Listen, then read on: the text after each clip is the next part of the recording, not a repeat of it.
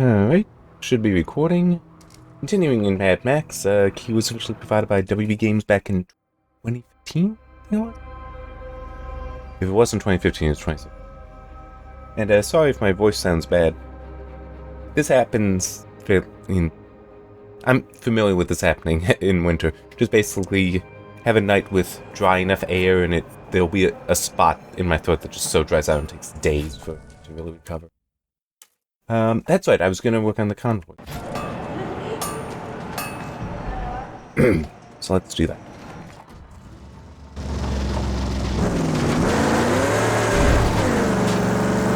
Hopefully it won't take me too long, because I know I do want to try to finish this off.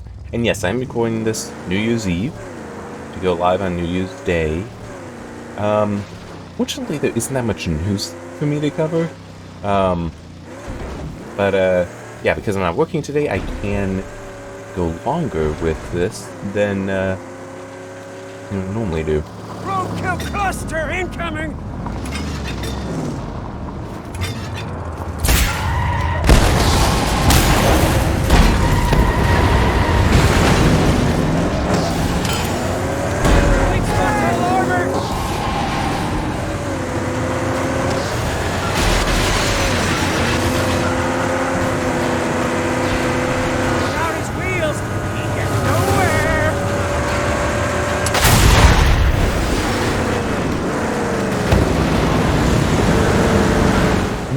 There we go. The magic mojo! Oh, that's bad.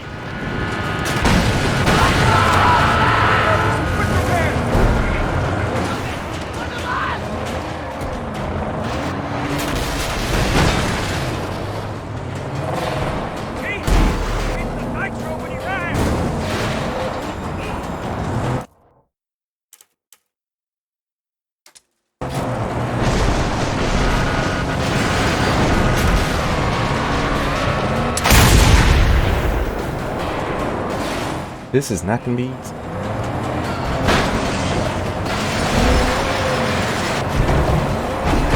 But I mean, hey, I can't lose anything. Doing this, come on. I don't remember if I'm actually allowed to capture this.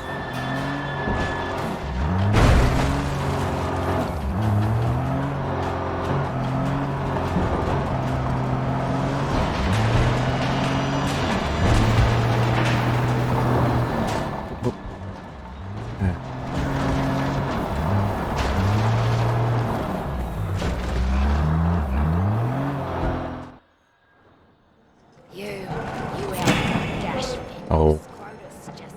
But. Yep.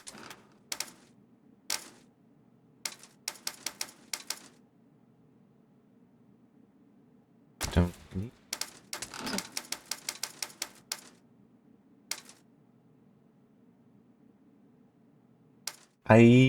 Okay, I think those are like from DLC.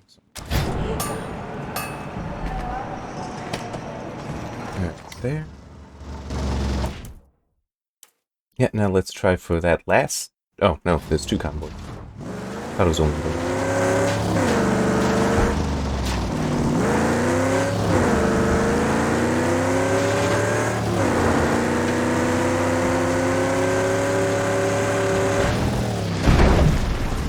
Wow, it is right there. Let's go to it.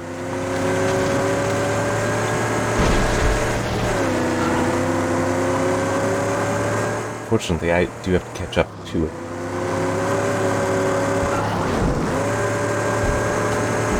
Sir! Convoy of epic proportions!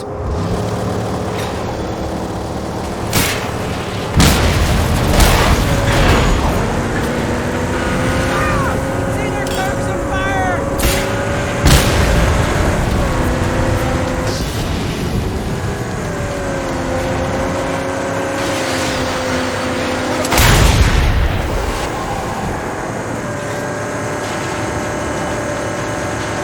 Yep.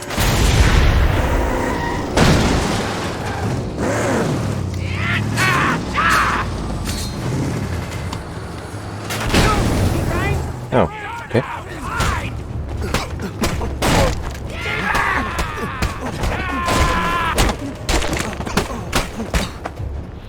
There we go.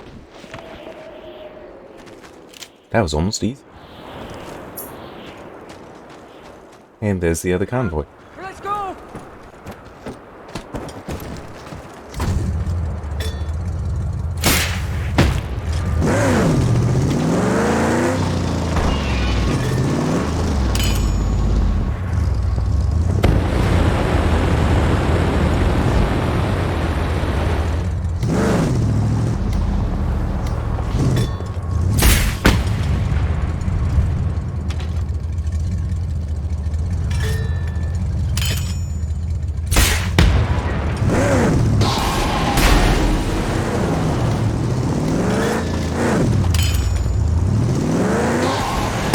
Go. Oh yeah, that's right. I still need to get out. Grab that. Guess that one convoy's ping away. It's right over there, but Bring the artifact! I know.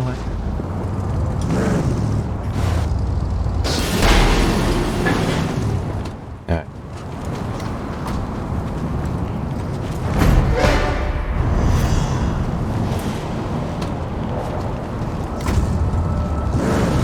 I do see it still, so maybe.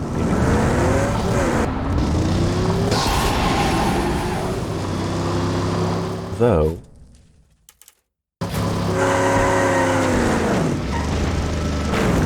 It was going away, so it's going counterclockwise, so I'll go clockwise.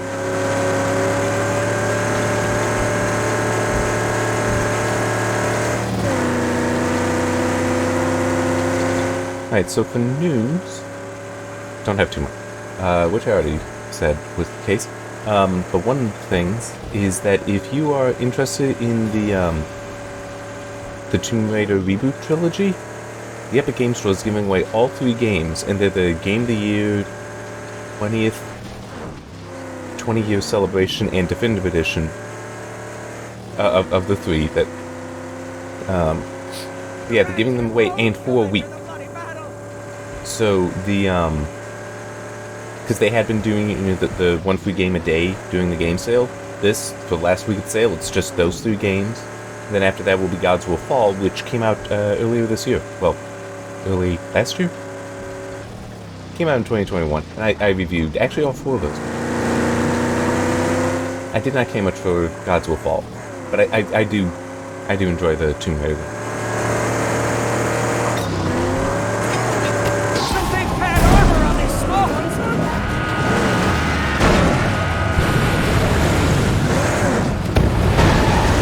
There we go. Uh-oh. No, this is bad. This is a weak spot. In for the kill! Come on. Damn. Alright. Might be able to roll up closer. I'll fix now.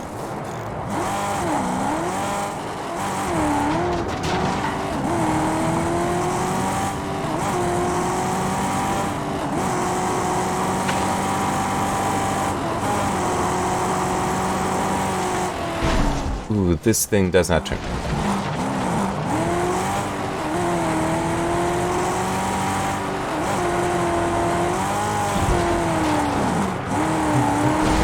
There we go.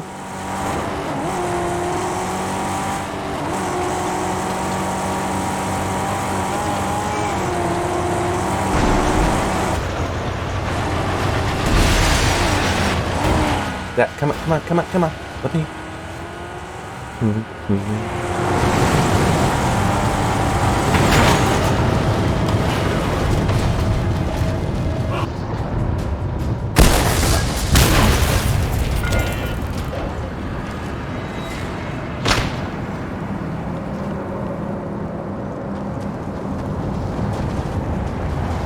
found you.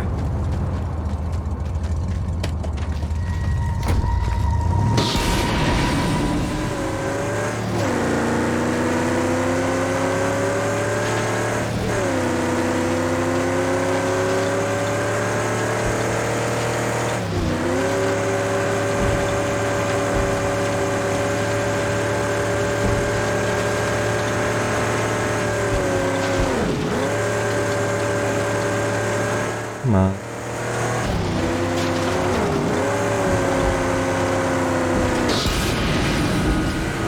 Truck! Ain't no shield from the belching fire!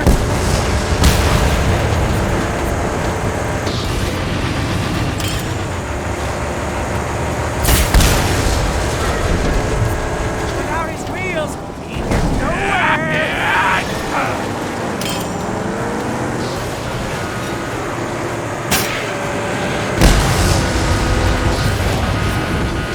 The magical mojo is on the hood!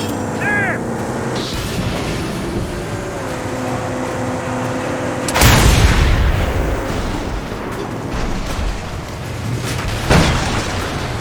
One of them's coming for us!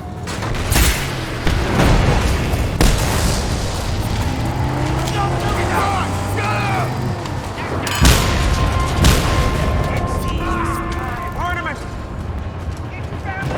Alright.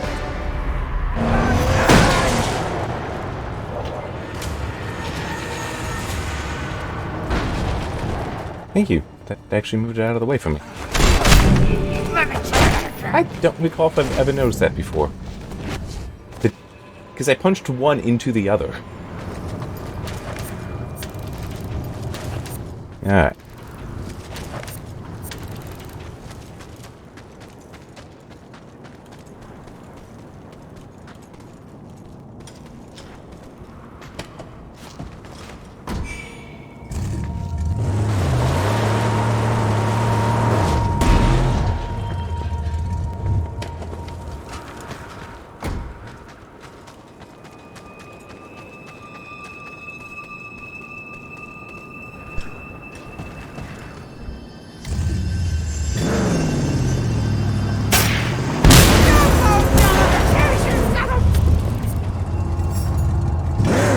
Alright. Doo-doo.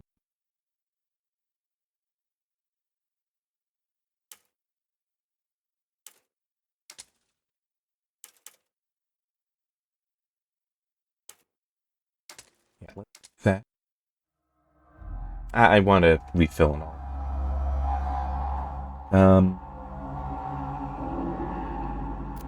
Yep, I have one other thing noted to talk about. Yeah. There. Yeah, now I can get this because I required getting Pink Eye down, her territory down to 0 threat.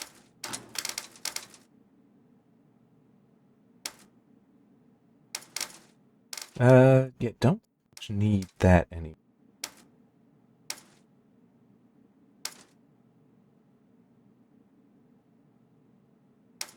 I'll take a handling boost.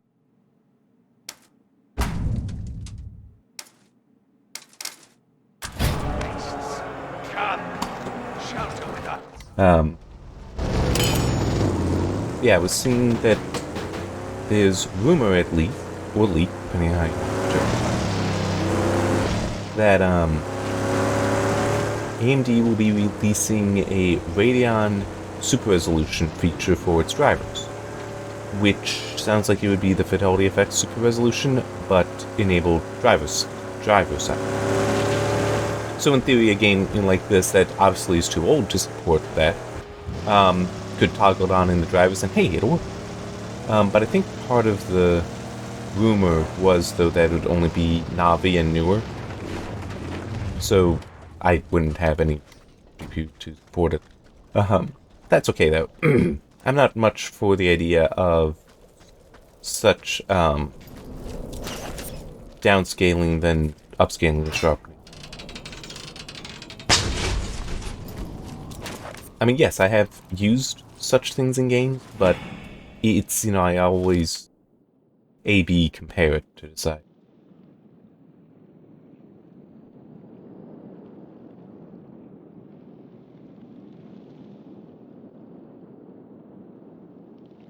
And in the end, we were all taken.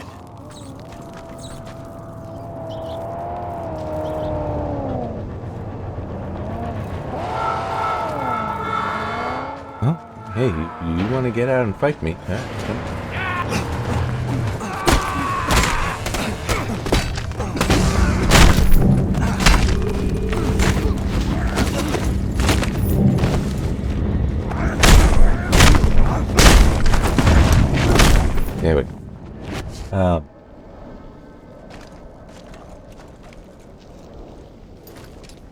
But yeah, it's like, in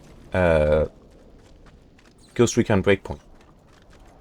How that worked, I like. Where, yeah, you can turn on and off the cast sharpening. Though the Super Resolution uses a variant of that. But it's, I can control the downscale. And then the resolution scale. I can control that, I can turn that down. As much as I want, as I feel is appropriate.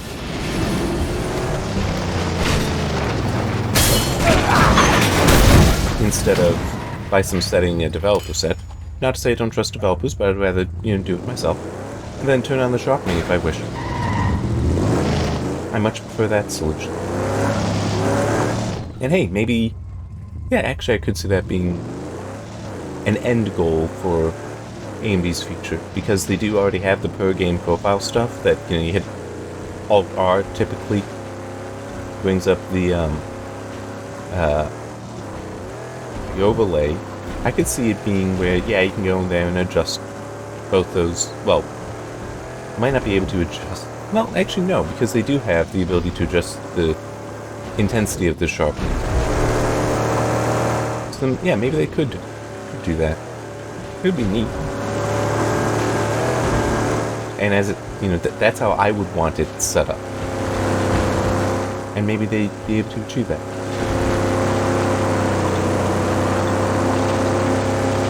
But one thing that will be interesting will be that it is... AMD's solution is a 2-pass system. Fidelity Effects Super Resolution is 2 passes. NVIDIA's thing is 1. Because NVIDIA added such a driver feature not too long ago. But it's a single pass, and even though there is a... there's also an SDK for it to be integrated, the fact that it is a single pass is, does produce some issues, is my understanding. Just as far as, like, control go. That the developers have less control over how it works. I think that's the case. It's been a while since I looked at that.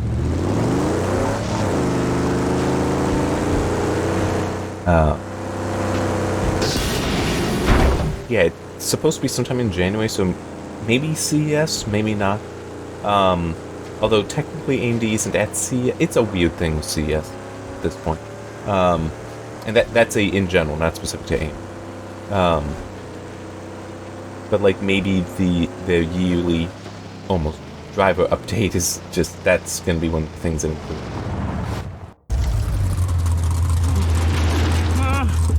Saint? It's not a good place. Saint? The old man. As she said, the child's keeper. Was its keeper? Huh? This is honorable work, yes, but to do good, it's best to be alive. No, every second here we risk everything. We're close to the Underdune. She's down there. That's what I'm saying. This is buzzard land. Finally, you see, we gotta burn. Light it up.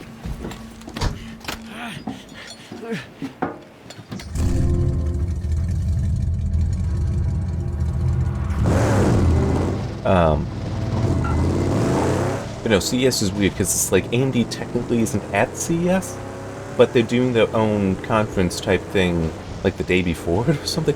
It's just one of those weird things where it's like, you can have, like, say, Microsoft or Sony. They're not attending E3. They're holding their own event in the same week as E3, doing basically the same thing as E3. They're just not at E3. It's, that kind of thing. And I think AMD is doing that. I think Intel also is doing it that way. Don't remember if I saw anything about NVIDIA, but yeah, part of it is because of the lockdown stuff, I think. That they want to do it their way so they can have their own procedures or just avoid CES ones.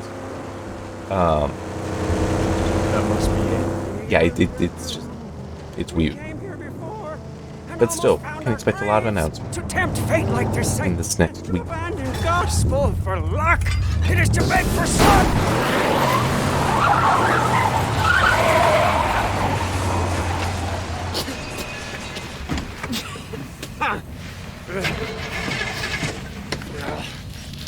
again in this catacomb. Nothing to do but roam around until, by chance, they spew We're us here out. for the child. But why? Why?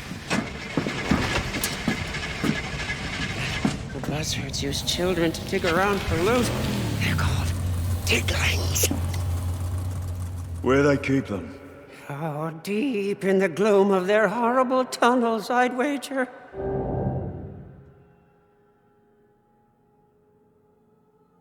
I'm also looking forward to CES because I want to see what the laptop and mobile stuff is.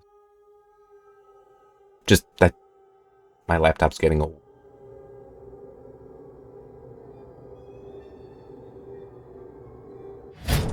Okay. It just was weirdly quiet. It's like, it shouldn't have, but did the sound driver stop working for me?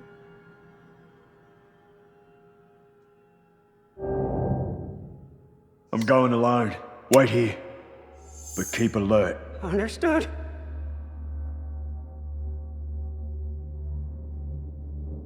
My guess is it's below.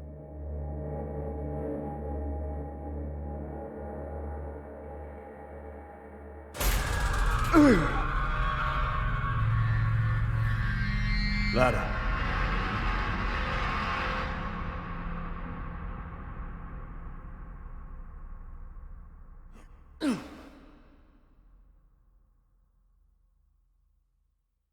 Place is falling apart.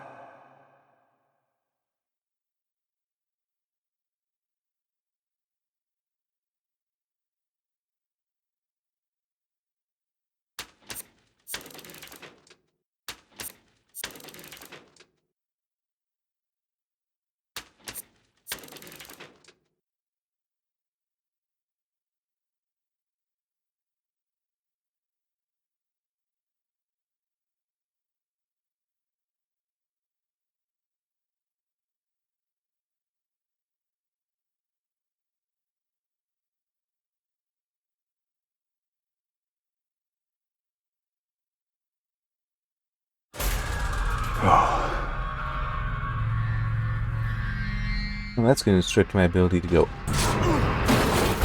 As is this. I'm getting to the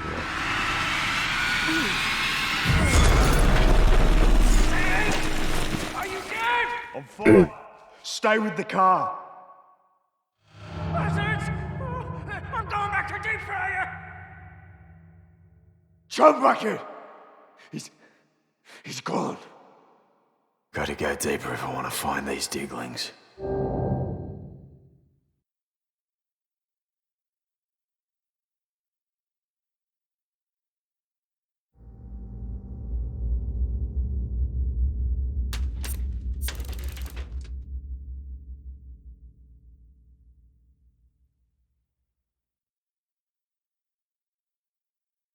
Guess could try to talk about things like any 2022 predictions I may have. Well, let me see. What do I know is going to happen? We're going to see the Zen 3D stuff. So that's the Zen 3 CPUs with the 3D cache on top. Those are supposed to come out. In theory, hopefully, Zen 3, or rather 3D based Threadripper will come out. I saw that Ian Cuttress of Anantech predicts that Threadripper is going to be depreciated. It's just going to go to Threadripper Pro, which I hope is, well, I would need to check pricing, but I hope is not the case insofar as I really like my Threadripper, and I think that the 1950X at $1,000 was a very fair price. I just hope that, if Threadripper Pro becomes the de facto Threadripper, that it is at, still a good price. I don't know. I haven't checked Threadripper pricing. I mean, I didn't need to. I'm not building a new desktop. Don't need to. This one's still kick-ass. Okay, nothing in here except for her.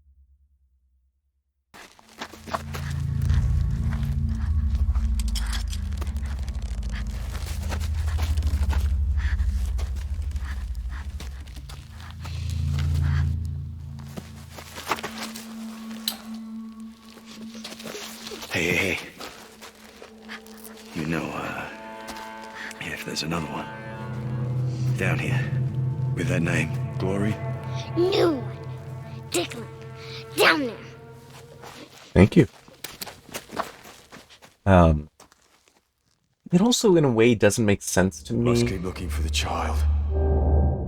It would make what would make more sense is if they dropped Threadripper Pro and just make the new Threadripper Pro. So whatever features are that distinguish them, It's one of three. they just fold it into Threadripper. Because why would you call something Threadripper, call anything Pro, if there's not the base variant?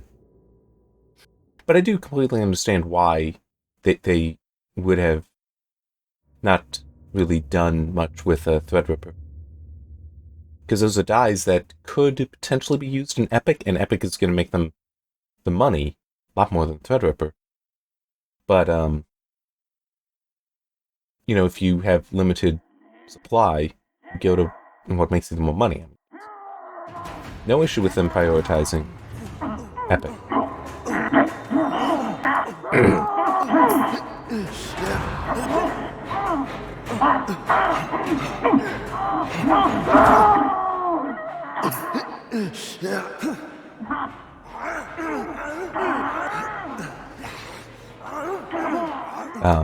Yeah, and just going back to, and with Threadripper Pro, I can see that, you know, also demanding a higher price premium than just Threadripper, so it's, you know,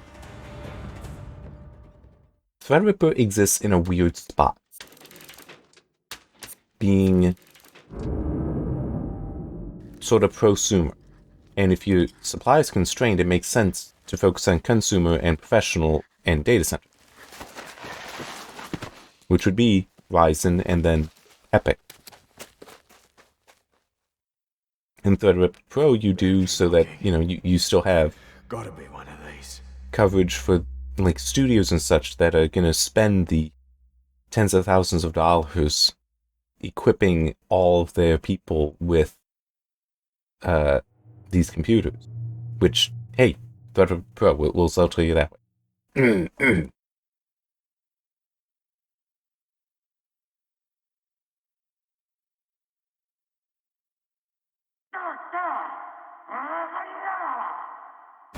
As far as the GPUs go, I have no idea what the expectation is for stuff being released. Like timeline stuff. That's right, the Intel Arc stuff is supposed to be next. What would my guess be for that? If Intel is smart, they will be very competitively priced, as in Intel might be losing money on. Like if Intel can somehow manage to control the pricing enough, which could also just be they sell it themselves, like they don't necessarily work with AIB partners on them.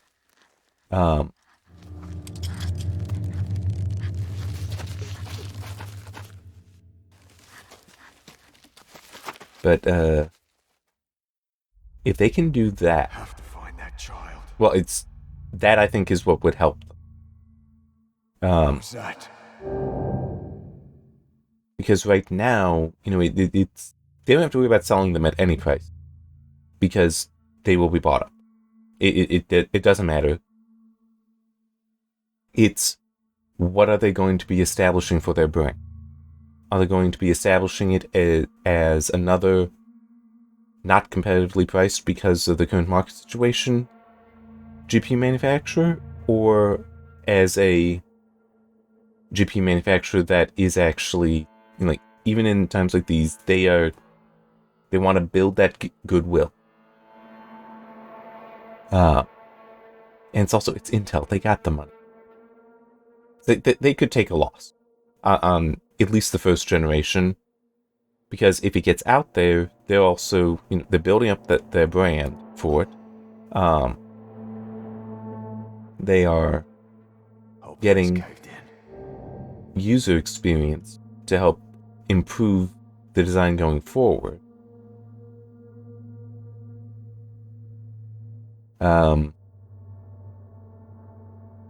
And also, you know, it's like they will have shipped their first thing. Your mama's name is Hope. She's got red hair.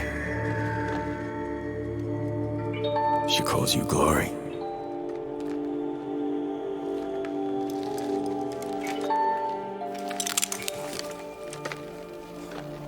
Mom alive?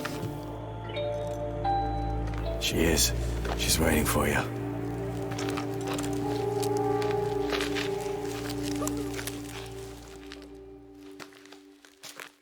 Come on. Through here.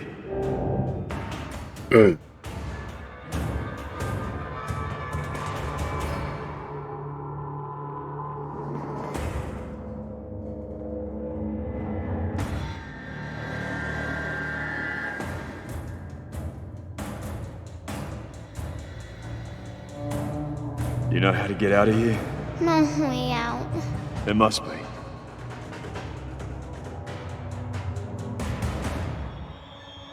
I was just thinking, with AMD, the expectation is that they will be doing multi-die GPUs for the next generation. NVIDIA as well. I believe that is the expectation.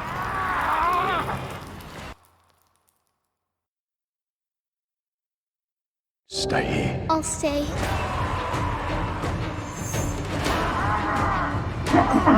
Which I do have some concerns about. Just, I've talked about it before. I don't like this push towards, oh yeah, 350, 400 watt GPUs. That's what people want. It's like, no. I mean, it's one thing if it's, the Halo product. Which is also, like, Halo products that are over $1,000. Okay, that's fine. But, like, because of how bad the situation has been with supply and such, my feeling is this is what AMD, this is what NVIDIA should do with their next release. We have typically seen from both of them is the 8 series, whether that's the 80 series or 800 series. That's what gets released first. The top end stuff, right? And then, like a month later, that's when you see the, like the 7 series, 700 series for AMD, or the 600 series, 60 series for NVIDIA. Because it does seem like, the 70 series comes with the 80. Like, it was the 3080 and 3070 that released very near each other. 36 came later. Stuff like that, I mean. But I think release the middle and the middle at the same time. So, like, release the 7700 along with the 7800, what I'm saying. For AMD, the 4060 with the 4080 for NVIDIA.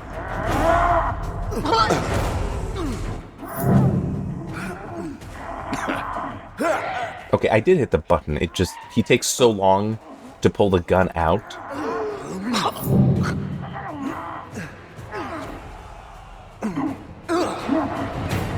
Okay, I do not know why the audio was like... It was like there's no sound effects.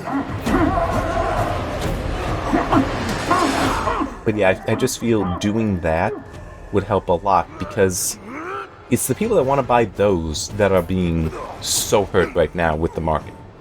The GPU. And the ones that only want to spend $200 to $300, if that. And that's, nothing is selling it. So, yeah, that's what I would personally say, focus on this. And in theory, with a multi-die GPU, that would be easier to achieve.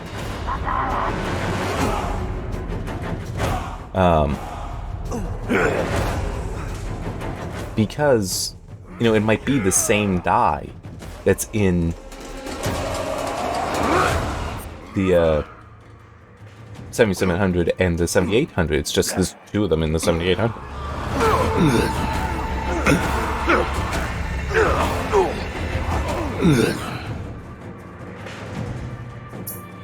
Are they gone? Please let us go. We're going. Well.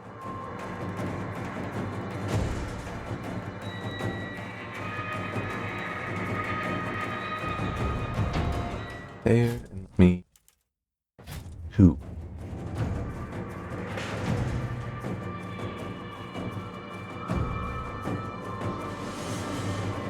Alright, let's get her. We'll get into the car and drive out. Come on. That's our ride. But yeah, if they can do that, then it's the same die in the mid-range and higher end, then you could, mass produce the one die and just bin it. And that should be what helps. That should be something that would help them. Because that would also mean then that technically it should be 2 to 1. That you can either sell 2 7700s or 1 7800. That should be advantageous then for the whole sell the You going? Yes. Back to Mama? Yes. for launching both at the same time, but also for trying to trying to manage supply. So that is one thing. I know I've talked about it, but that is one thing with the original Ryzen that cannot be overstated, the significance of. That design, where the single Zeppelin die can go the entire product stack, from the low Ryzen 3 He 1300, was an old man, 1300, and he was friend to me. No, Daddy. Why's your mama stay behind? Only me and the thin man could get out of the cage. Using the fan to open it. That's smart. But why the underdude? Mama had a scratchy map. A safe place with food. And when we came, Buzzer was already there. Old man was killed. You did good. You survived. But yeah, with Zeppelin, you had from the 1300 or 1300X all the way up to... Crap, what was the highest in Epic at the time? But that, all from the same manufactured product. Buzzer! They want to take me! That's a big deal, managing to do that.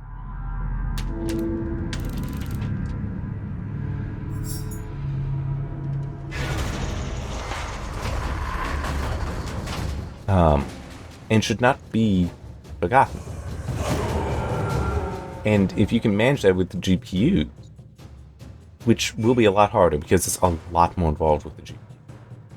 Because, that theoretical 7700 and 7800, with 7800 has 2 of the dies in 7700. You're not just going to be able to drop things in and have that work. Because you also need to account for the power usage. The 7800 would need a more powerful VRM setup, more powerful cooling.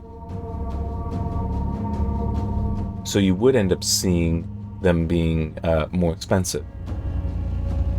Then, more so than just twice as much silicon. That's Gastown. That's where Mama's at. Gastown? Gastown safe? No, Why? that's just the way it is. Oh, okay.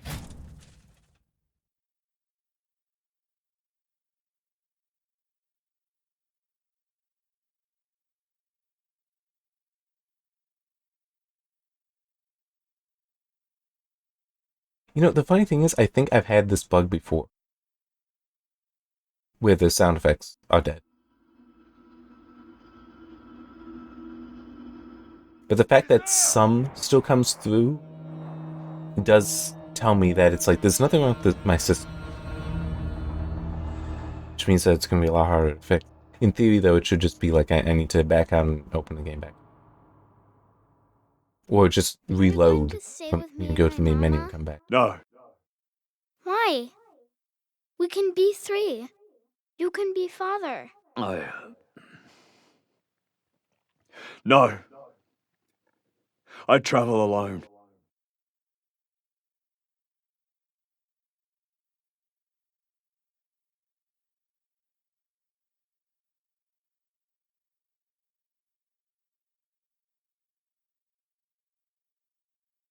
Here we are. We made it. So, I get to see Mama?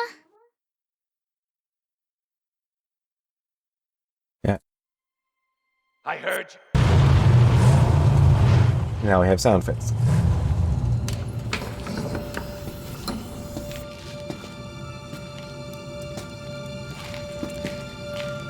Mama! I found you.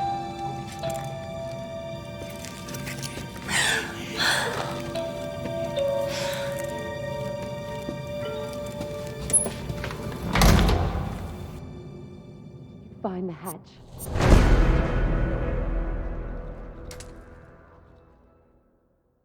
End this life in blaze. Where is it? Oh, it can't be gone.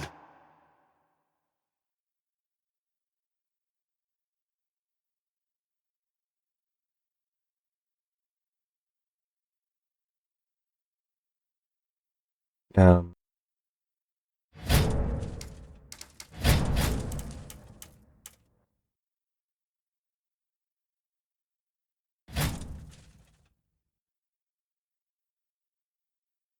maybe. Okay. Gone. Where is he? Where's the car? Hey! Still, my fingers ain't dirty, you're working. It was the hunchback. Where is he? Where is the car? I don't know. I heard he said he was taken to where it was born. He said he cared about it. He raged about that wagon like he was raging about some fine dame. The ship.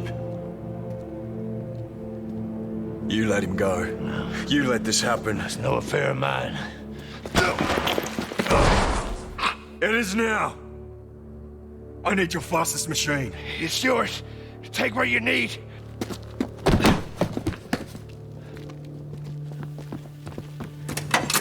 Your machine is gone. You were betrayed. So what? Stay with us. Make a life. When are you gonna have another chance? Our contract is done. Hey.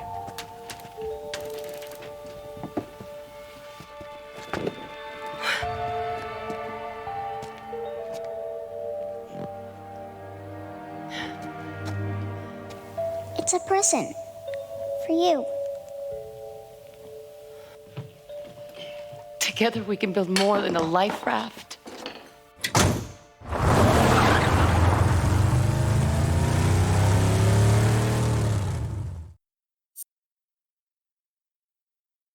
Never should have trusted the hunchback. Too close now.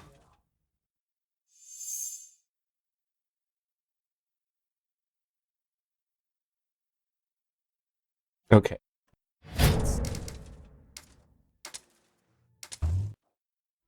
Let's see if I can get the audio back. I might need to restart the game, but I might also just be fine going back to the main.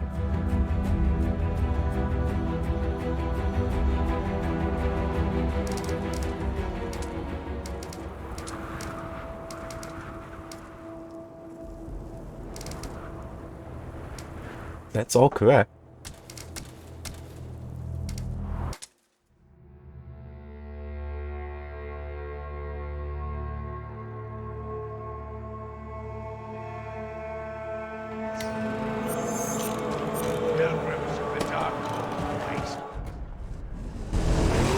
There we go.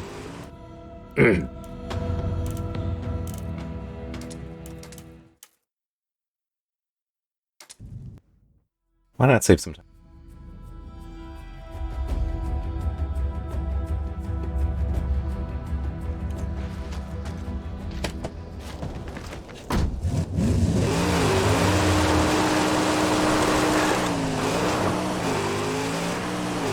Yeah, this car is a bit too powerful for its size.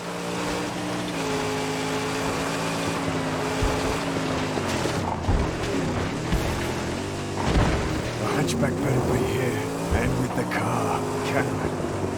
But you never, ever trust no one.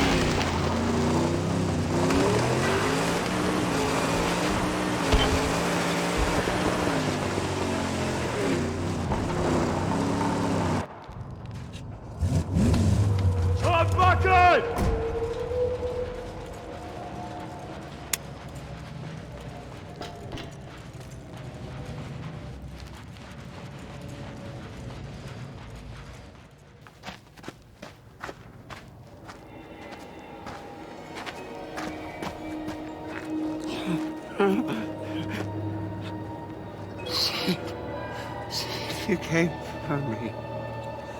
You came for me. I should kill you for this. Hail the champ! The ruination of Stank Gum, they said. The one who thieved my big block and my concubine. Not to mention the one who ran a saw blade into Lord Scabrous Scrotus's very brain bag, as if cutting dead stump. Saw your ride, followed it here. We all followed it here. Found your monkey, and that monkey was made to sing about you, a woman, a child, a whole little family. You must be the dad. Well, now, Daddy's gonna die. We got company. Final touches. Always Daddy by the finest of taste. Oh!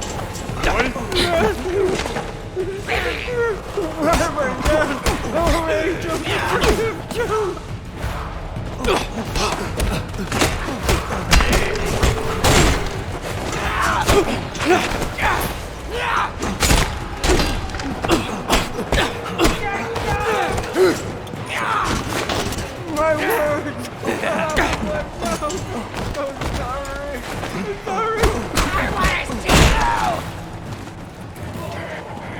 What over here with more?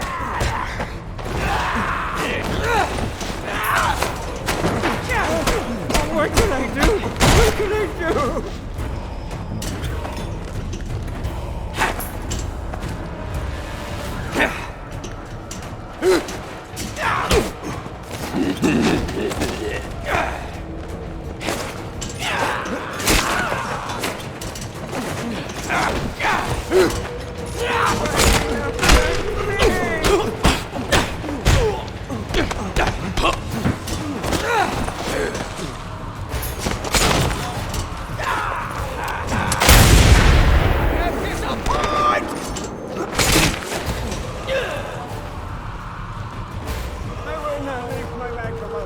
No, I will not let the same face befall her!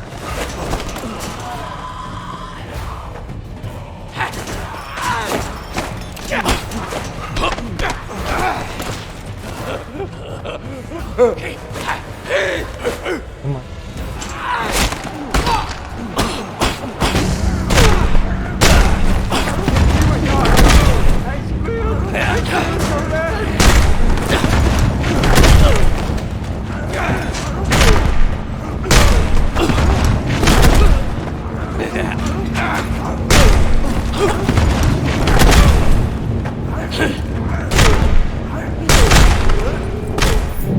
There we go. What did he tell you? Lord Scrotus was here! He heard that monkey song and he dug it about a little family! A woman, a child, a dog. Lord Scrotus gonna hurt you more than you could ever hurt me. He's there right now, killing him slow, in all sorts of tasty ways. I catch the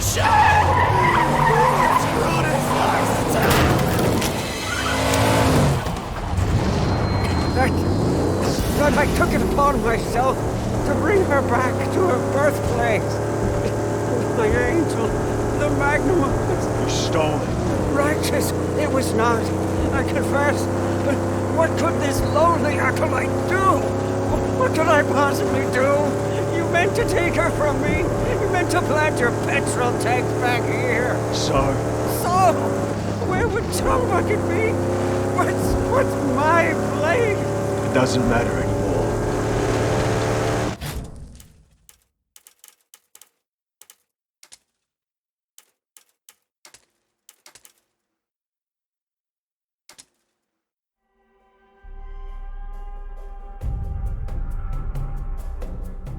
I should have trusted you.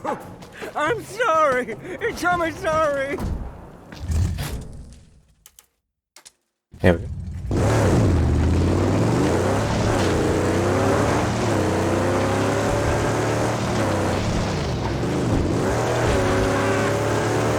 I was scared, Saint.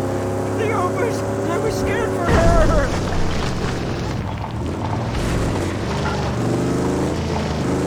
Doctor me. Saint, doctor me. What are you going to do?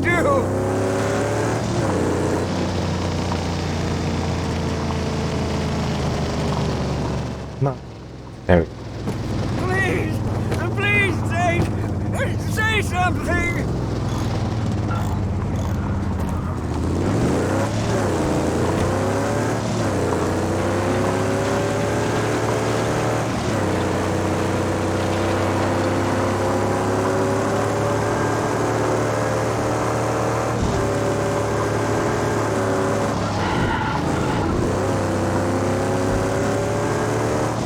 You scare me.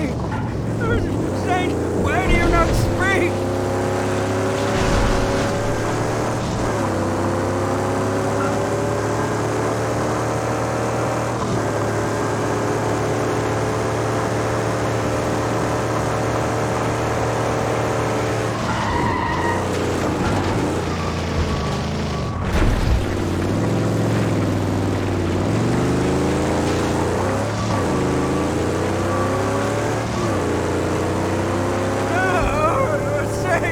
My allies, my allies, come, speak to me.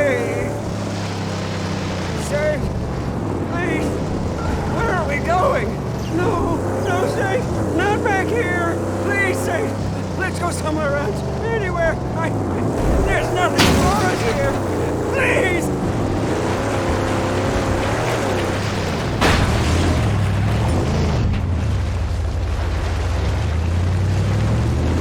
No.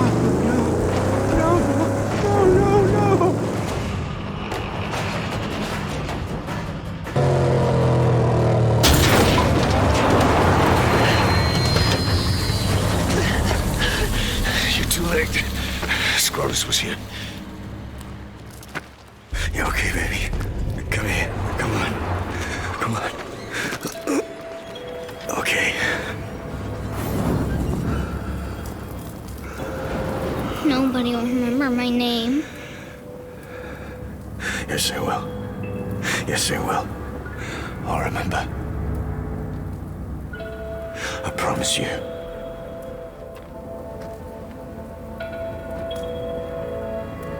No.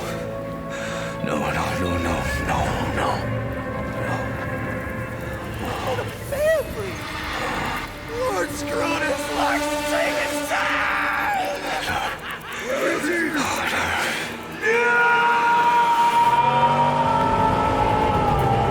Kill them all. I want you to paint my name in their blood across the lands. Where is he? Burn through your veins. Where is he? Where is he? No mercy!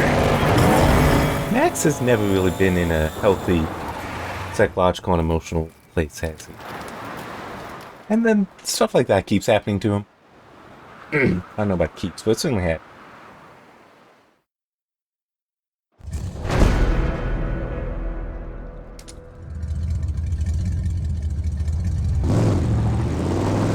He murdered them. his blood.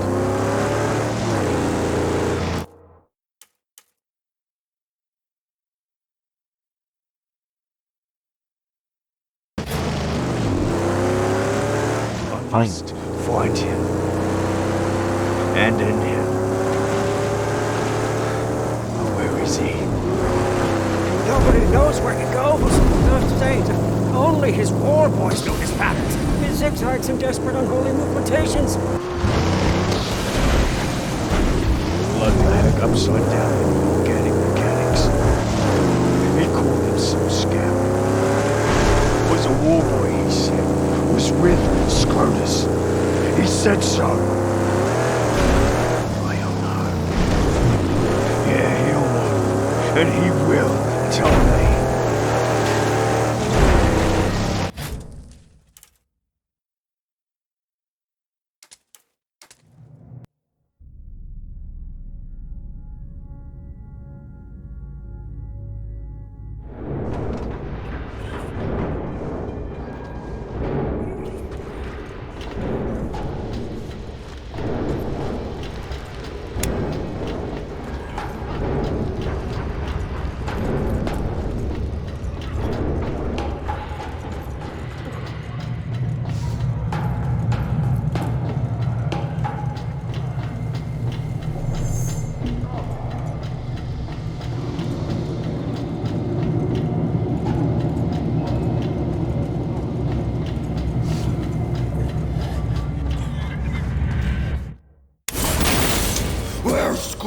Scrotus, I will tell you where to find him. Your fame walks on its own, and your shadow has grown. And my blood has fueled legend. Scrotus is settled on roadslide of the Purgatory Flatlands.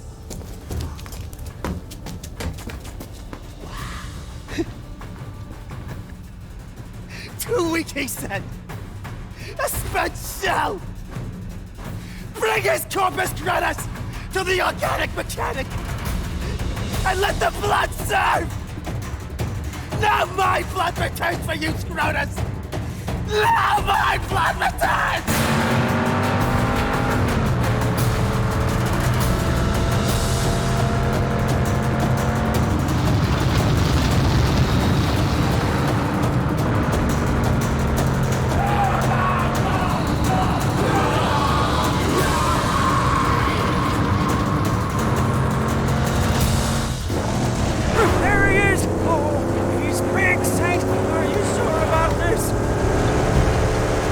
Not exactly, but hey, that's what we gotta do.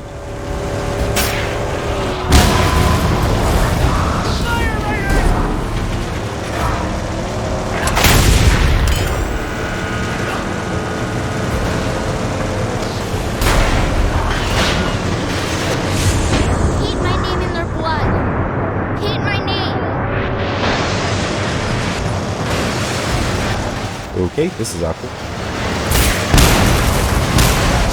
I'm stuck. I can't actually move, but I'm also not taking damage, so... The only thing you know how. Kill him. Tear that tire right off!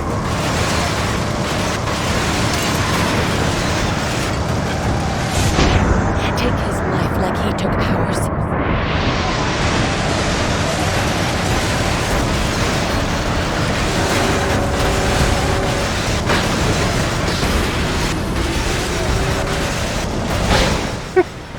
I'm sorry, this is actually funny. Do it. The only thing you know how. Kill him.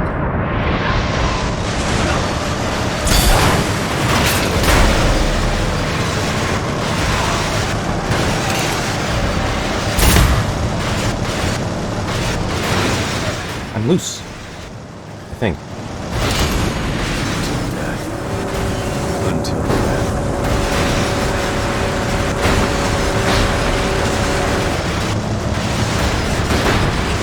Yes!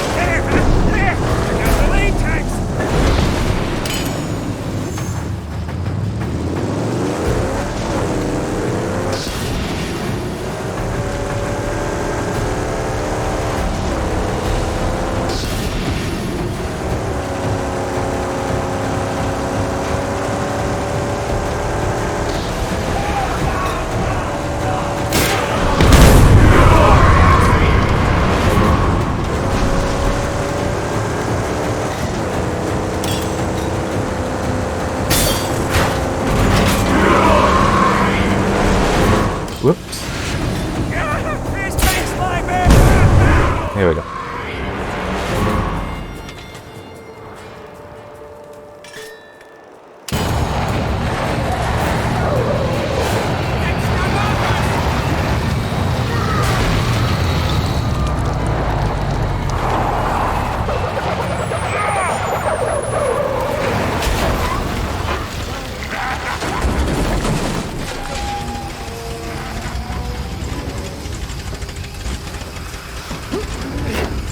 Life back into her lungs still.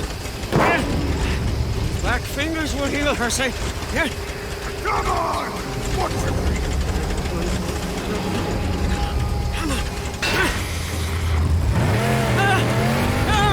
Praise be! Her juices flow! Her valves are aglow with the cuttering pistons blow by blow! Yes. Get off! Just one chance to get here. Yeah! She will die! Oh, say! Get off! Never! I would rather breathe my last breath than watch her die! I am her protector! Her savior! No! Sage! Sage! Please! Please spare her! Please save! I got a name in there, blood. This is no way! No! No! Please me!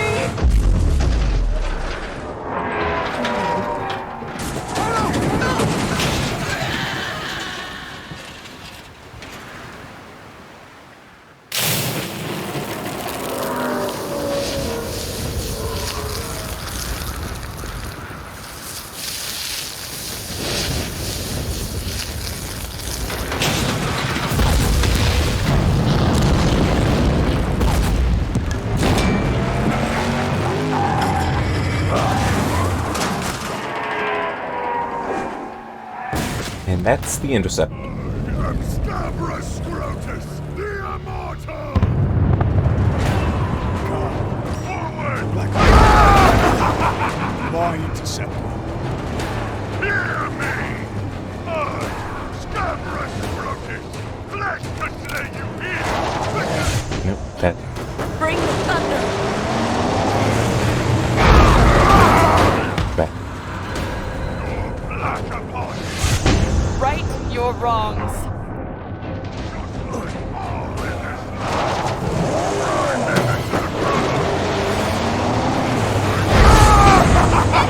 Stone! Break his bones!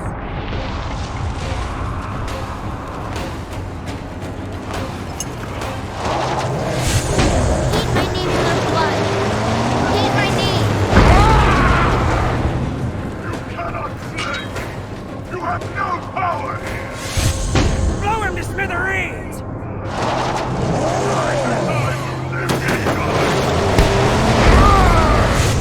You made him. Now take his life. I did not make it.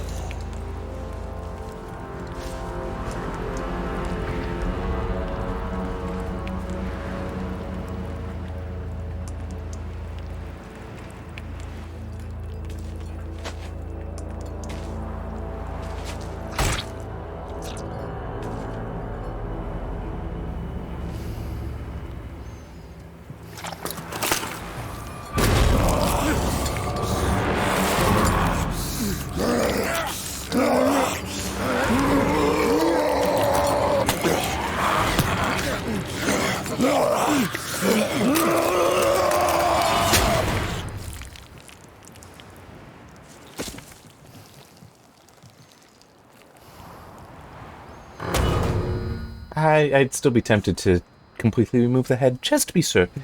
This guy.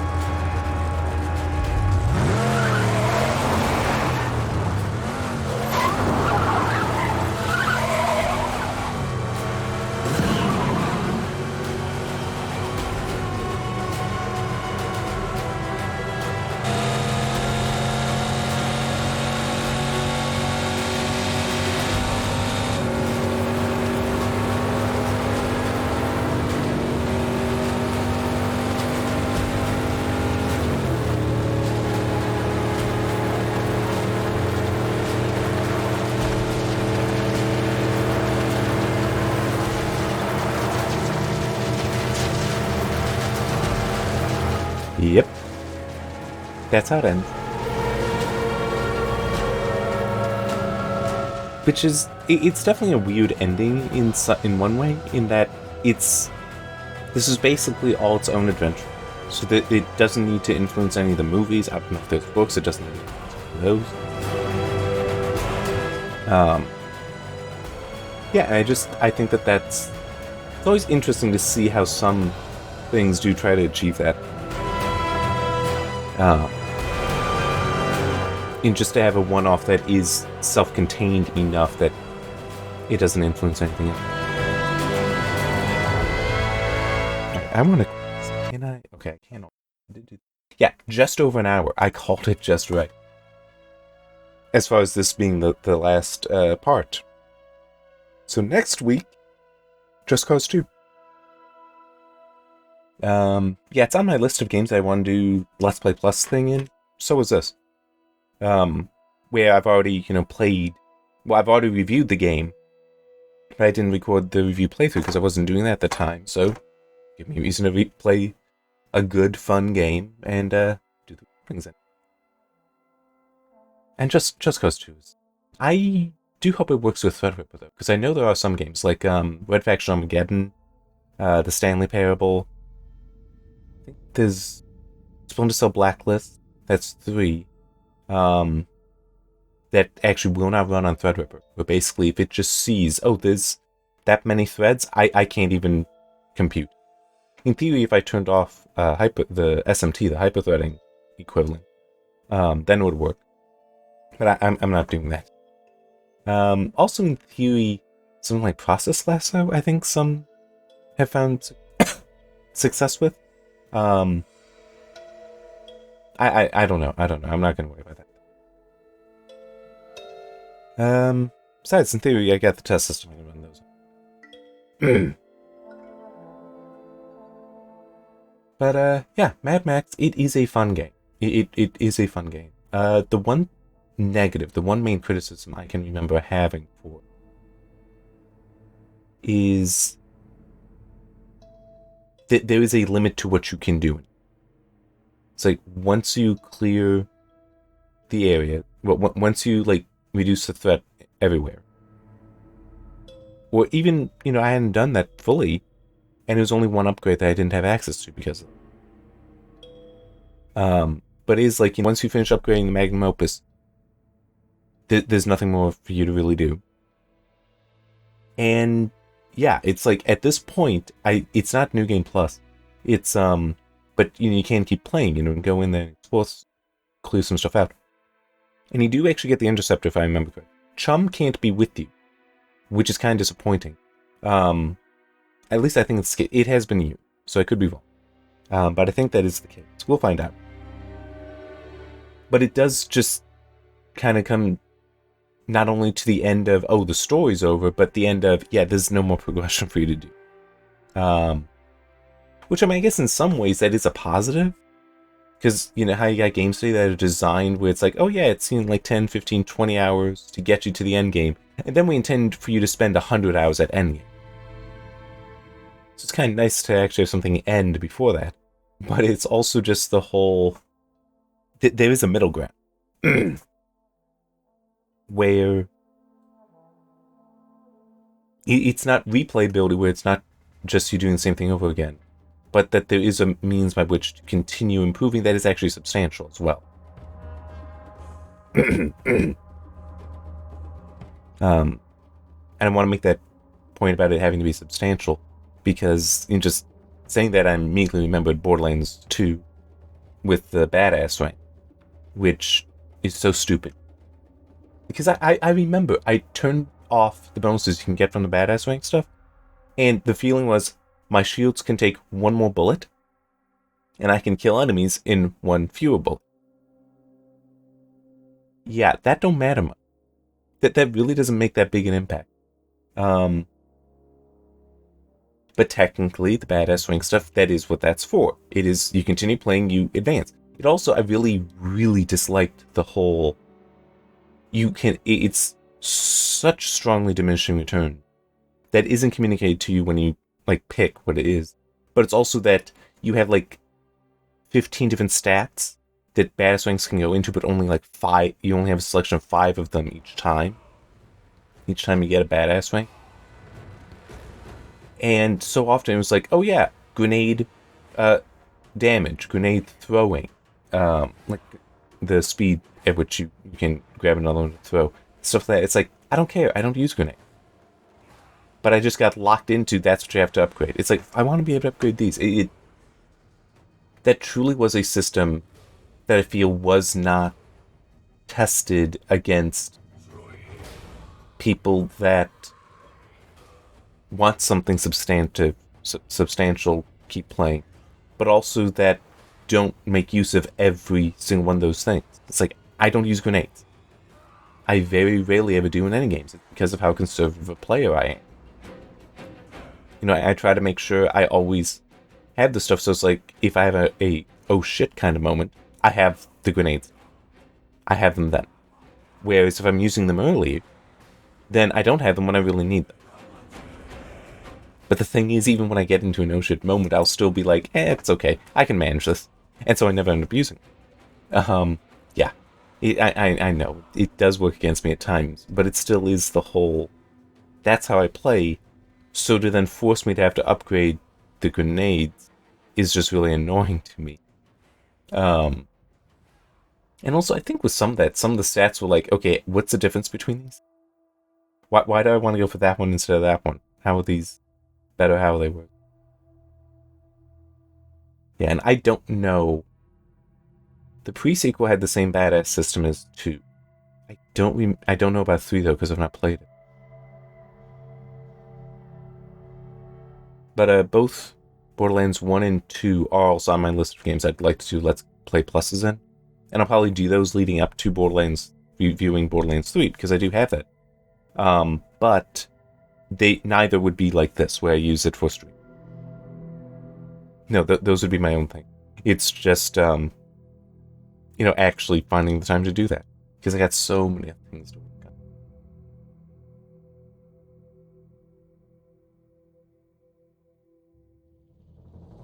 Huh. Didn't realize the DualShock 4 was that old.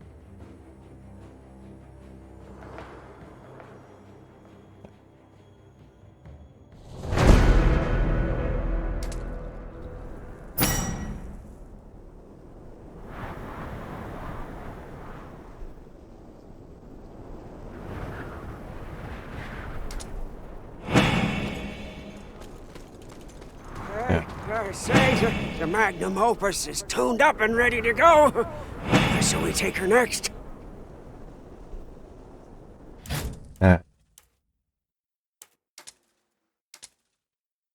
I do intend to be stopping. There is something I'd like to do as well at the end of this. I need to be out of the game for it. But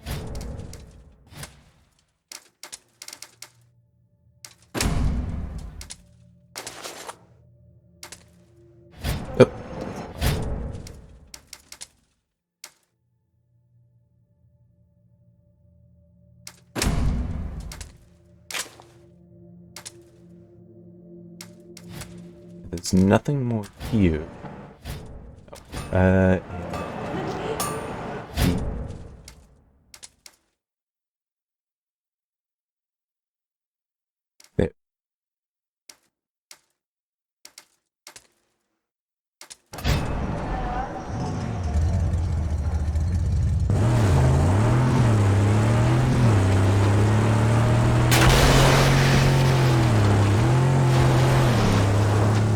Yeah, it would have been nice if you could have had jump like this, or just something to make this special aside from just, ooh, I get to go around in the intersection. Who knows, maybe at some point they'll do another Mad Max game.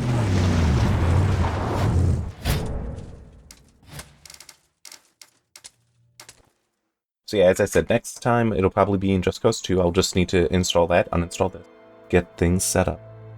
And also, I think it'll run on the Threadripper system. It should. Yeah. We'll just have to see how it goes. There. So the last thing I figured I would do is, because I keep a database of all the reviews and such, and other things I've worked on. figured go look at the list of 15 reviews I had come out this year, and just what were my favorites and such. So let's see. The first one was Gods Will Fall, which I mentioned is going to be free, starting January 6th at the Epic Games Store. I did not care for that. It also just it isn't a game for me though. It's a roguelike, not roguelite. It's completely the punishing kind of style where it's like, oh, you failed. Well, we expect you to fail, but now when you come back, you're weaker than you were. You don't have any benefit. So basically, you got to do it all in one run, or just fail and try again. And I don't like that design. I find it quite undesirable for me. Like I want some amount of reward for my effort. Olia, wow, that review was not that much later. I did enjoy that. I remember that one. That was the magic harpoon thing. With sort of an 8-bit, well, not 8-bit, Atari style, visuals to it, I want to say. It was interesting. It was fun. That was a game that I should have put some more time into afterwards, but I needed to do some other work. But no, that was. I did enjoy that. That necessarily was that wasn't necessarily a very strong recommendation, but I'm pretty sure I did recommend it. It was enjoyable. Loop Hero, that which is not. If Gods Will Fall was roguelike, Loop Hero is roguelite. In that, yes, you are expected to fail, but each loop that you do, each time you fail, you do come back stronger. There are benefits that carry forward. And that's part of what I really like about it, about that genre of game, because when that's done well, you really don't feel that punished for your failure. But yeah, that lot of fun. That was a free game on the Epic Games Store not too long ago, and I told my brother he had to pick that up because it really is such a good game. There might be some things here that I wish were different, but that's more just me complaining than it actually deserving of that criticism. But yeah, quite good, quite a good game. And it also, I remember one thing about it is its artistic style. It's the first retro-styled game that I genuinely felt at times like I'm playing on the old Atari that's still in the basement. There's a lot more complexity to the image. Like there is more in there, but it still succeeded making me think of games like Pitfall and an old Bruce Lee game as well. It succeeded at making me think of that. Because I played those games 25 years ago on an Atari that's literally in the basement right now. It succeeded at doing that. No other retro game really makes me think of, that. More retro-styled game. I mean, I'm just thinking that there's like Gato Roboto that has some of that, but the fact that it is 1-bit, it's like, I never played a game that was 1-bit. At least I don't really remember playing one that was 1-bit. As in it's all either white or black. And that was also a good game. Don't get me wrong, that was a good game. But it's like, that didn't make me think of the Atari. Loop Hero did. Let me see, next was the Going Medieval preview, which I do remember. I enjoyed it. I felt that it had showed a lot of potential, but then later, when I actually reviewed it, in early access, I didn't feel like potential was being tapped. Like, the potential felt the same as with the preview. Going Medieval still, it's like it's got a good foundation there, but I don't feel like it's been built out enough yet. At least not the last time I played it. That's in contrast, I'm skipping over some, to The Last Spell, which is also an early access game. But that, it felt like they really got a lot of the design, a lot of the potential already figured out there. It's the content that they're building out around that. Whereas Going Medieval felt a little bit more like it was, they have a lot of the content there, but they don't necessarily have all the features, all that functionality built out. So yeah, between those two, The Last Spell is definitely quite good. And The Last Spell is like Loop Hero. That's also the roguelite. I think that's it. where every time you play through it, you do get a benefit that then helps you with the next time because you fail and have to try. And it is just a lot of fun. It isn't as easy for me to play through it as it had been at one point because like 2 hours, 2.5 hours, sometimes 3 hours to a single run. Fortunately, you can't stop. It saves in the middle of a campaign, which it didn't initially. But it still is man, that's a lot of time to spend in that. Still, it is a good game. That Last Spell is another easy game for me to pick. And then going back, we got Evil Genius 2 World Domination, which I should play more. I really should. I've not finished either of the campaigns I started when I reviewed it. And I don't I know it's gotten some updates. The main thing I really remember having a complaint with was the mission system. So in that, you're an evil genius trying to take over the world, like you do, and you can send minions out to do missions across the globe. The way that system worked, though, I really disliked, because, like, one thing was, there was heat. Heat was, like, the attention that your operations were drawing. And just the way that was set up, it's like, okay, I can see how doing this is a good idea, but here's the thing, you need these other features to go with it, these other functions to go with it, other mechanics to go with it. Otherwise, you're just going to frustrate players, and those weren't there. So, like, there was just a passive heat buildup.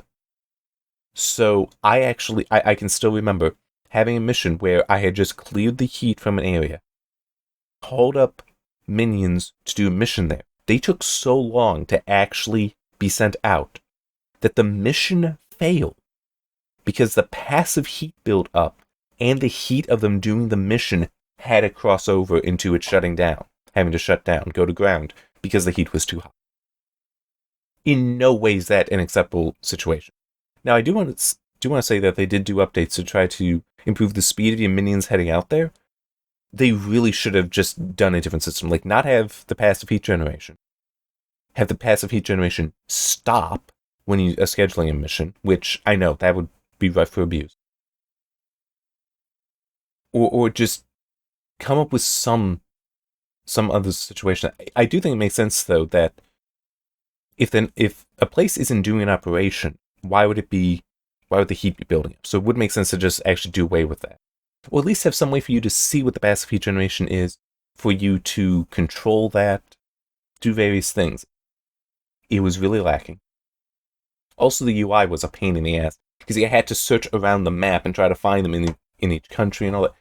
It would have been far, far better if you just had a list. So as the minion stuff goes, the time it took for them to be sent out, one solution there is if you dedicated minions, where it's like, hey, they need, like, these minions, they come in, they just go into, like, storage here so they can immediately be sent out on mission. It was also funny because you could even set certain minions where it's like, hey, they want to prioritize traveling, which means that they'll be sent out. One thing that's really stupid about that, though, is the whole they never return. That they really shouldn't have done it that way, I feel, as well. Like, you should have had the ability to, like, have minions that do in fact return, that can build experience doing that. I'm just trying to think. There have been games that had a similar system where that exactly was part of it. Was it some would die, but some would return, and their experience would build up and make them better going forward, so they'd be more likely to succeed. Lost Words Beyond the Page. That game I definitely enjoyed. Very much a story-based, a narrative game, and some of it, yeah, it's predictable, but it still was fun, and I think the story was told well. And one thing I very much remember in it, the premise to it is, a little girl is writing in a journal about her life, but also about her grandmother, who suffers from a stroke, and she was very close to her grandmother. She suffers a stroke and basically ceases to be the woman that this young girl idolized and loved so much. And eventually she does die, and just her having to go through the stages of grief for that. And yeah, that it is one of those stages of grief. We get it now. We've played enough games. We know exactly how this is going. I get that. But that doesn't mean you can't, tell that story again and still have it be a good story. I mean, Romeo and Juliet has been retold how many times? And how many times before Romeo and Juliet did you have a similar story being told? Doesn't matter. How well is the story being told? That's what matters. And I do think it was told pretty well. And I also liked how it presented aphasia, which that's where, like, you're saying the wrong word or you can't find the right word. And it's not just, because I know, like, when that happens to me, it's, I'll talk about trying to get my brain to turn over. Referencing, like, trying to get an engine to turn over where it's just trying and failing. But, that's like me just brain farts, as some would say, things like that. Aphasia is like, no, you actually have, like, brain damage that's making it hard for you to get these words. And it's very different, very, very painful for a lot of people because to suddenly be unable to communicate. And I like how it presented. Unfortunately, I've never actually witnessed or experienced aphasia myself. Hopefully I never will. But I did like how it was presented in that, where you had to keep... So, as I said, it was in a journal. And it was the girl writing in this journal. And the words in the journal would be platforms for you to platform on. And it actually had you have to jump repeatedly on the same word. So you have to put in the effort to try to find that right word. And I really do like how that was presented there. That you are also having to put in that effort to find the right word. You're putting in the effort to deal with the effort. Let me see. After that, we got Ashwalkers, which did not impress me. That was a game that's supposed to have like over 20 different endings, but it's like so procedural, so deterministic, I should say. Not because it's not procedurally generated. But it's like if A, B, and C, then D for everything. And it's like, yeah, that's kind of boring. And it also was weird because I didn't notice until I was looking at the screenshots that it also used a very clamped down dynamic range. It's like it's almost completely a grayscale game. There's also red to signify blood. But it was from like the lowest black level was 70 or something, and the highest white level was like 215, instead of going the full range from 0 to 255. And it's like, well, why did you do this? And it's like, once I noticed that, because when in the game in full screen, it didn't really stand out, but once, looking at screenshots, it's like, wow, there's such a small dynamic range that destroys the ability to have contrast in the image. Because now, I think it was like down to 60 or 70% of the normal range, something like that. If you squash down that far, then you also have less contrast. You don't have as many options for this luminance value to be different from another. So yeah, I wasn't too happy with it. I reviewed the DLC for Immortals Phoenix Rising, which also involved my replaying the base game. Trying to remember, there were 3.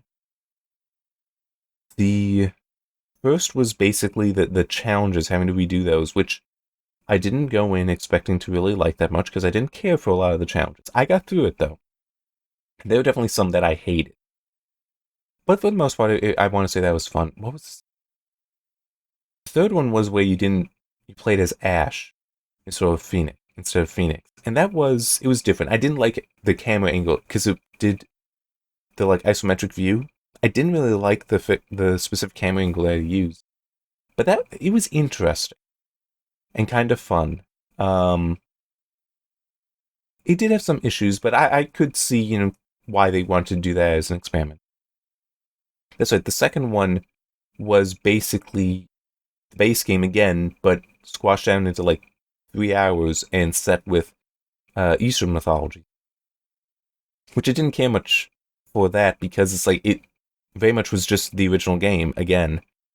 And I never felt like any of the what was it, the 5-color stone was one of the things in there. This important artifact there, and it's like, okay, it's being treated like a MacGuffin, whereas I actually looked it up in the mythology, and it's like, no, this is actually a thing of significance, of philosophical significance.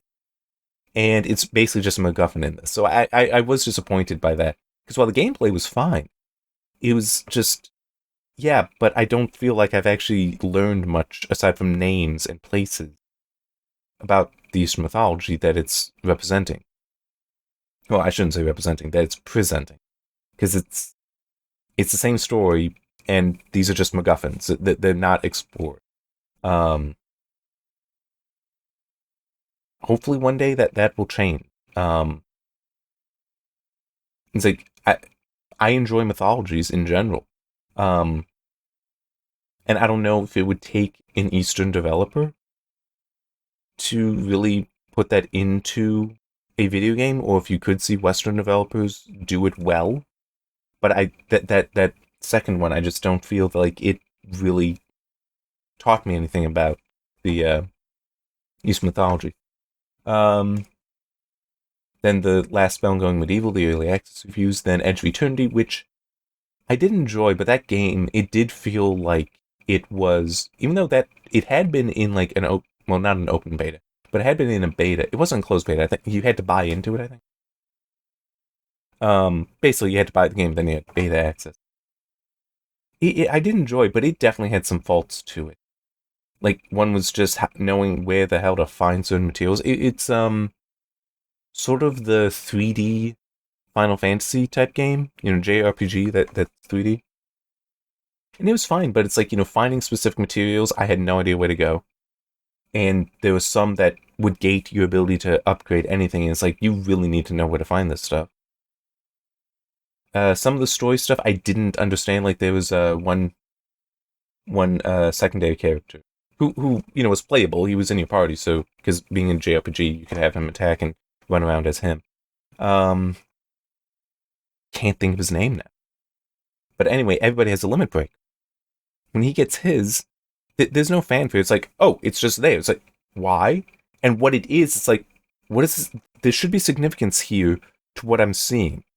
And I had no idea what it was. He really was not explained well as a character, but he's an important character. He is of significance to the game's story. And no real treatment to him. So yeah, it was a good game, but it definitely had faults like that.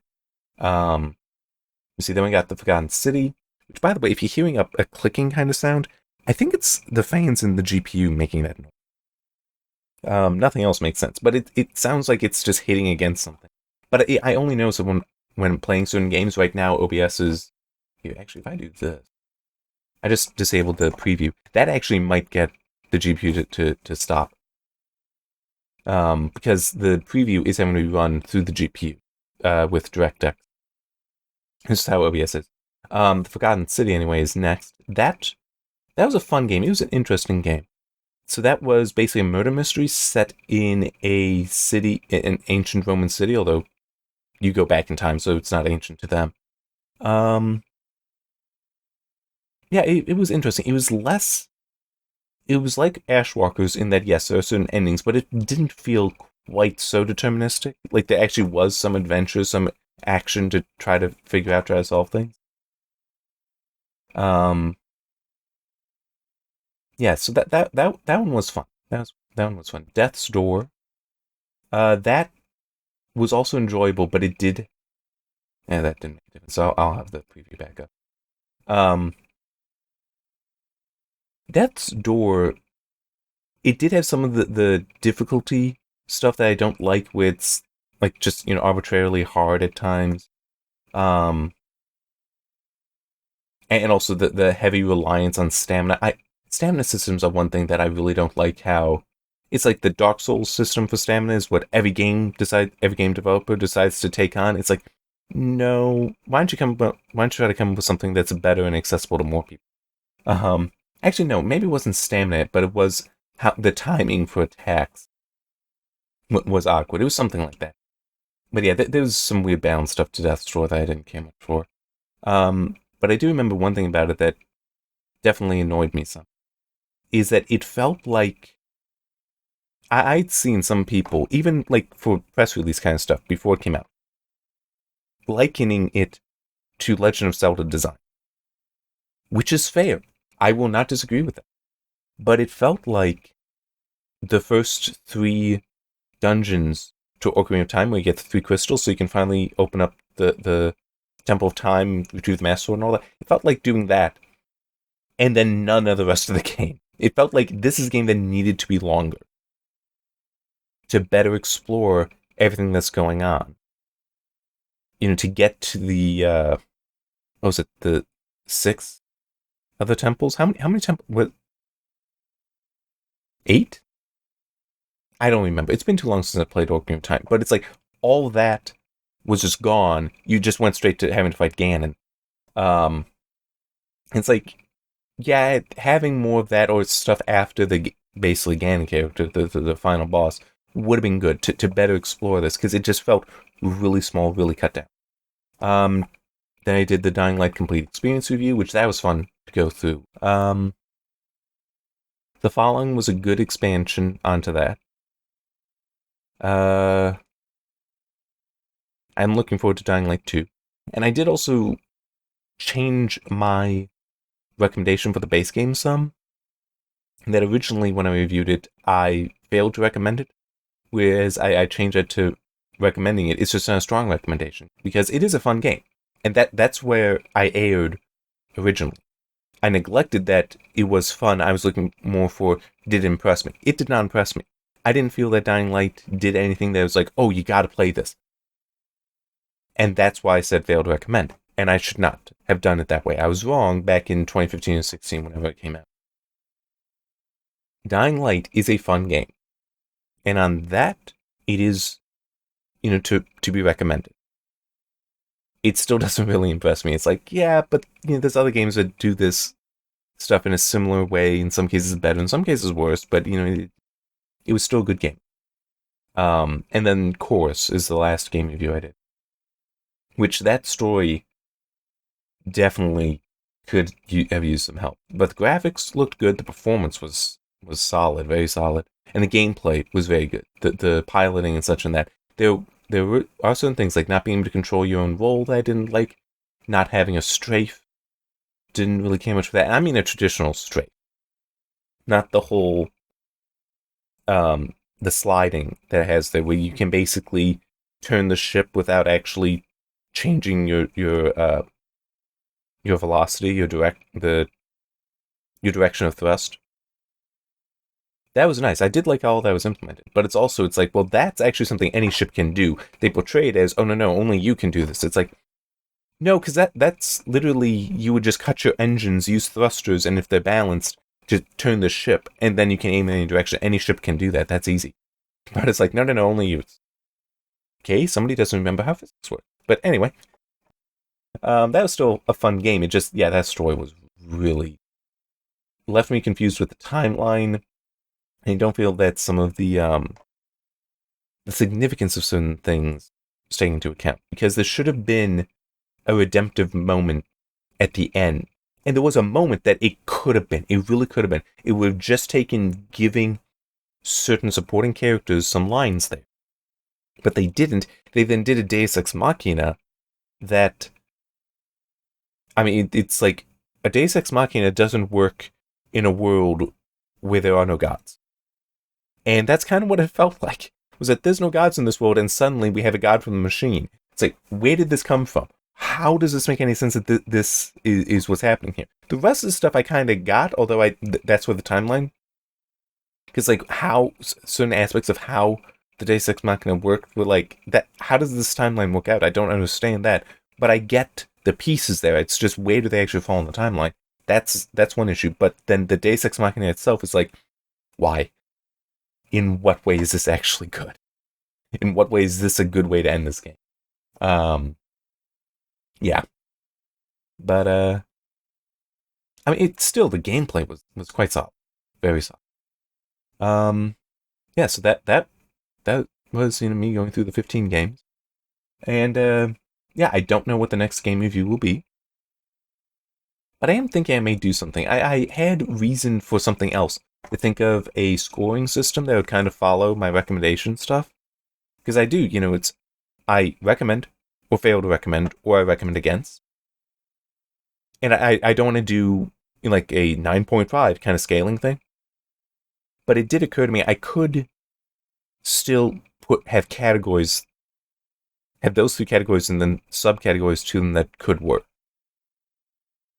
Where my thinking is like a scale from -4 to 4, where -1, 0, and 1 would be failure to recommend. So 0 is failure to recommend. I'm completely ambiguous on this. 1 is, I can't say you gotta get this. I can't say you gotta play it. But it is, it is good. I can't really, say you gotta. But still, it's a good game. That would be a 1. Whereas it didn't provoke enough of a negative experience in me that I'm saying you shouldn't play this game. But it's really not that good a game. That would be a -1. And then -2, 3, and 4 would be, yeah, you don't want to play this game. Where -2 would be yeah, you're probably not going to, like, Gods Will Fall would probably be a -2 or -3. Let's be nice, say it's -2. Where it's like I'm recommending against the game because I don't get it. It's not for me. I don't like it. There are some things about it, though, that are probably good to some people. It's just, that's not me, and I have to, review based on what I feel. Recommend based on what I feel. So that might be like a negative. Borderlands the pre-sequel, though, because I really think that's a bad game. That would be easily a -3 or -4, where it's like, no, don't play this game. Just straight up, don't. Assassin's Creed 3 was you can play this game, so that would be, a failure to recommend, but it's not that good. So that would be probably -1 or 0. Assassin's Creed 3 Liberation, that would be in the failure to recommend. That would actually be probably a -3. Maybe a -4, because I remember it would be one of those two, because I remember saying the whole, yeah, if you're interested in the story, just look it up online and read it. Don't play this game. It is so not worth it. It is such not a good game. Anyway, going to the other scale, though, for recommending, that would be 2, 3, and 4. So 2 would be, play this. Yeah, you should play this game. I can recommend this game, but it's not necessarily that strong a game.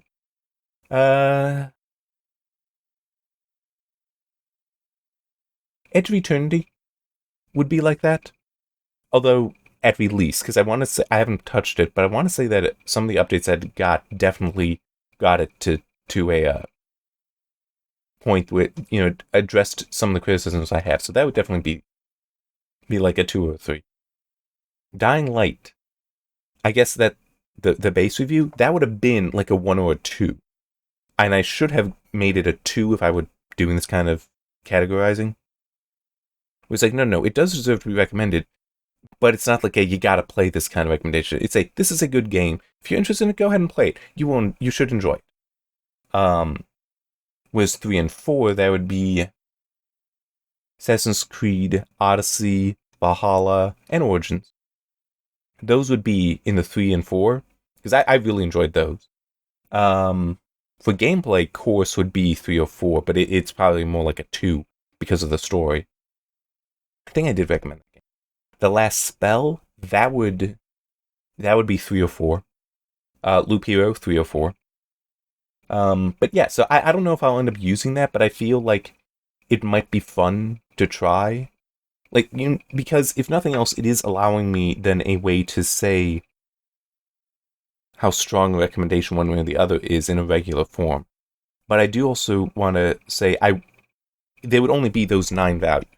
I would never do like a 1.5 kind of thing. No. It would either be a 1 or a 2. If I am doing it. They're not scores. It really is just what category do they fall into. Is it recommend, fail to recommend, or recommend against, and what flavor of recommend, fail to recommend, and recommend. That would be it. But yeah, I actually thought up that system for a different project that hopefully I will be able to do. But it was for sort of a survey kind of thing. Well, exactly for a survey, actually. Where it's like, do you think this is a good idea? Do you think this is a bad idea? Or do you think this doesn't matter? And just, trying to go a little bit more deeply in there. So it's like, yeah, I don't think this stuff matters. But you know what? I would like having this stuff. This stuff, no, I don't think matters. But you probably shouldn't do it. That's where that was born from. So it's like, I might try doing that in the future. I don't know. I'll have to think about it. But I figure, why not? I got the time now. Yeah, a lot of time just, staring at this and hearing my voice. Sorry for that. And especially since, my throat, it actually isn't feeling too bad, but I know my voice is kind of hoarse at the moment. I know I'm putting you through all that, but yeah, figured I would share that because it's something I might decide to do. I might just do it for a few and see how people react, which probably no one will. It might end up just being like another column in my database here, so I can put down what it is and help me remember stuff. But yeah. Anyway, I'm gonna be stopping, so let me see. Yeah, this is New Year's Day. This video comes out, so I hope everyone's New Year is starting off well. That's about all I got. Yeah, Happy New Year to everyone. And see you next time with Just Cause 2.